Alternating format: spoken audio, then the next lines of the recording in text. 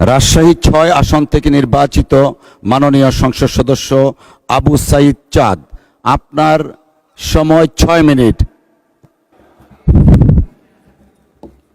আর হবে না তো না। বিসমিল্লাহির রহমানির রহিম।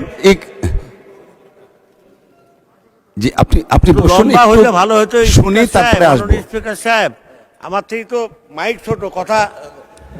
মাননীয় স্পিকার, আপনাকে ধন্যবাদ। আজকে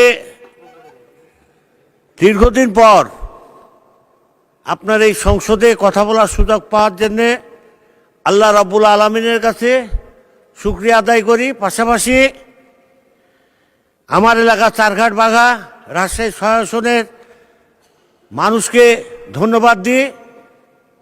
পাশাপাশি সর্বপ্রথমে মরহুম প্রেসিডেন্ট জিয়াউর রহমান সাহেব, যিনি এদেশের স্বাধীনতা ঘোষণা করেছেন, যিনি এদেশের বহুদলীয় গণতন্ত্র প্রতিষ্ঠান করেছেন, যিনি এদেশের 1977 সালে বাংলাদেশ জামাতে ইসলামে, যেটা শেখ মুজিবুর রহমান সাহেব বন্ধ করে দিয়েছিলেন রাজনীতি করার থেকে, সেই সুযোগ জামাতে ইসলামকে 1977 সাল দিয়েছিলেন সহ অনেক বামফ্রন্টের রাজনীতিবিদদেরকে।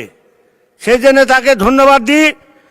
পাশাপাশি 1986 সালে যিনি আমার ম্যাডাম বেগম খালেদা জিয়া জনগণের আস্থা নিয়ে জনগণের সাথে বিরোধিতা না করে আজকে অনেকে অনেক কথা বলছেন, কিন্তু সেদিন লক্ষ্য করে দেখেন 1986 সালে আপনারাই স্বৈরাচারী সরকারের সাথে হাত মিলে গণভোট করেছিলেন। সেদিনকে আমার বেগম খালেদা জিয়া 1986 সালে জনগণকে সাথে নিয়ে নির্বাচন না করে স্বৈরাচারী বিরোধী আন্দোলনে শরিক ছিলেন। দেশনেত্রী বেগম খালেদা জিয়া আমাদের মাঝে নাই।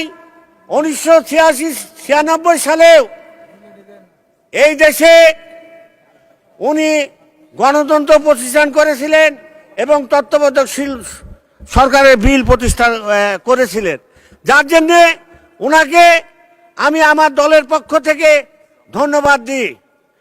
পাশাপাশি দু একটা কথা বলতে চাই। আপনারা জানেন, ভারত থেকে আসা প্রায় আমার নির্বাচনী এলাকায় ভারত থেকে আসা প্রায় 60-70 হাজার লোক, 60-70 হাজার মানুষ, তারা জমি রেজিস্ট্রেশন করতে পারে নাই। আমার মরহুম নেতা কবির হোসেন সাহেব, তিনি এই জমি রেজিস্ট্রেশনের কাজগুলো আরম্ভ করেছিলেন। আমি নির্বাচনের সময় আমার নির্বাচনী ওয়াদা ছিল তাদের কাছে, তাদেরকে বলেছিলাম যে আমি এই কাজগুলো করব। আশা করি আপনার মাধ্যমে ভূমিমন্ত্রীকে অনুরোধ করতে চাই যে উনি যেন এই কাজগুলা আমার করে দেন আমার এলাকার। আর আপনি নিজে সাক্ষী, স্পিকার সাহেব, আইনমন্ত্রী সাক্ষী। আজকে জুলাই আগস্টের আগেই আমি সর্বপ্রথম বাংলাদেশ থেকে ঘোষণা দিয়েছিলাম যে 27 দফা 28 দফা এগুলো আর বাংলাদেশ হবে না, শেখ হাসিনাকে জায়গা মতন পাঠাতে হবে। তার পরিণাম আবার কি হয়েছে আপনি নিজে জানেন। তার পরিণামের জন্য 100 দিনের উপর রিমান্ড। সেই রিমান্ড থেকে বাংলাদেশের এমন কোনো তেল নাই। আমার নেতৃবৃন্দ জামাতের বলেন, আর আমার নেত্রকোনার বলেন, আর সাতক্ষীরার বলেন, আর ফরিদপুরের বলেন, আর রাজবাড়ী বলেন, আর কিশোরগঞ্জের বলেন, আর জামালপুরের বলেন, আর নাটোরের বলেন, আর নোয়াখালীর বলেন, এমন কোনো দেশ নাই যে দেশে আমার জল জুলিয়াম হুলুয়া হয়নি। আপনি জানেন না আমি চিকিৎসা হয়নি, চিকিৎসা আপনি সাক্ষী, আমার আইনমন্ত্রী উনি সাক্ষী, আমার খোকন ভাই ব্যারিস্টার সাক্ষী, তাদের মাধ্যমে আমার জামিন হয়নি।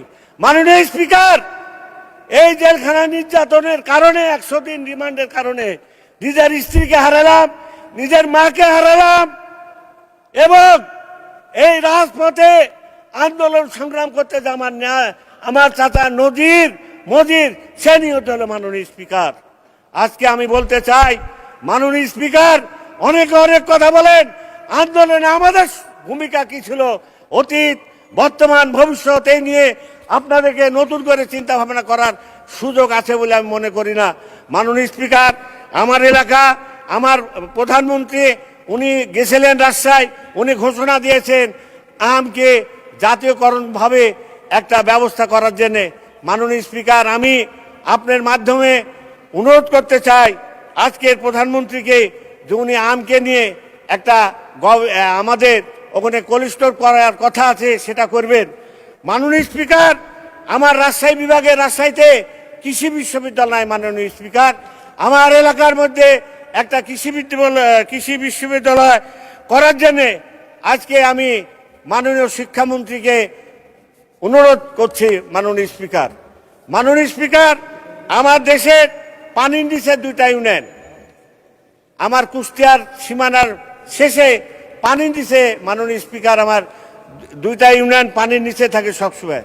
12 মাসের মধ্যে 9 মাস, 7 মাস, 6 মাস পানির নিচে থাকে, কোনো রকম জীবিত থাকে। এর কোনো ব্যবস্থা পর্যন্ত হয় না। ওখানে বাঁধের ব্যবস্থা করতে হবে এবং ওই বাজার থেকে কুষ্টিয়া যে আসা যাওয়ার জন্য একটা ব্রিজ।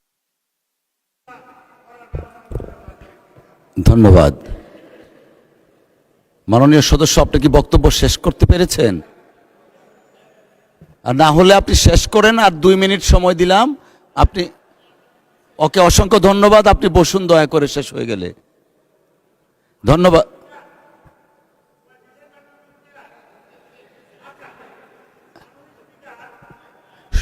সদস্য, আপনি যদি শেষ করে থাকেন বসুন, আর না হলে 2 মিনিট সময় পাচ্ছেন। উনাকে 2 মিনিট সময় দেন দয়া করে। আমি যেটা বলছিলাম মাননীয় স্পিকার, আজকে আমরা একাত্তরকে বিশ্বাস করি। 71 যদি না হতো, মাননীয় স্পিকার, আজকে আমরা এই সংসদে কথা বলতে পারতাম না। আমরা আমার নেতাকে শ্রদ্ধা স্মরণ করি এবং এই দেশে মাননীয় স্পিকার, আমার নেতা জিয়াউর রহমান সাহেবের উপযুক্ত সন্তান তারেক রহমানের প্রতি এদেশের মানুষের আস্থা, বিশ্বাস আছে, যার কারণে অনেকেই বলেছেন আমাদের বিরোধী দলের নেতাদের সাথে আমাদের তো পার্থক্য থাকার কথা না। ওনারাও যাদেরকে ঘৃণা করে, আমরাও তাদেরকে ঘৃণা করি, তাহলে সমস্যাটা কোথায় ওনাদের সাথে আমাদের?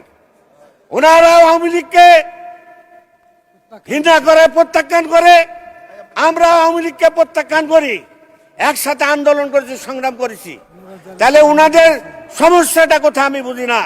মাঝে মাঝে আমরা দেখতে পাই ওনারা ওয়াক আউট করে, কিসের জন্য করে ওনারা জানে, আল্লাহ জানে, আমরা বলতে পারবো না। কিন্তু ডিফারেন্স তো আমাদের সাথে কিছু নাই। মাননীয় স্পিকার, ওনারাও যা চায় আমরাও তাই চাই। সমস্যা ওনাদের থাকতে পারে, ওনারা যেটা কাজ করে। আমাদের সাতক্ষীরার মানুষ, নজরুল ভাইয়ের এলাকাতে আমি বহুত দিন জেলখানায় ছিলাম। হ্যাঁ, আপনার জেলাতেও বহুত দিন জেলখানায় ছিলাম।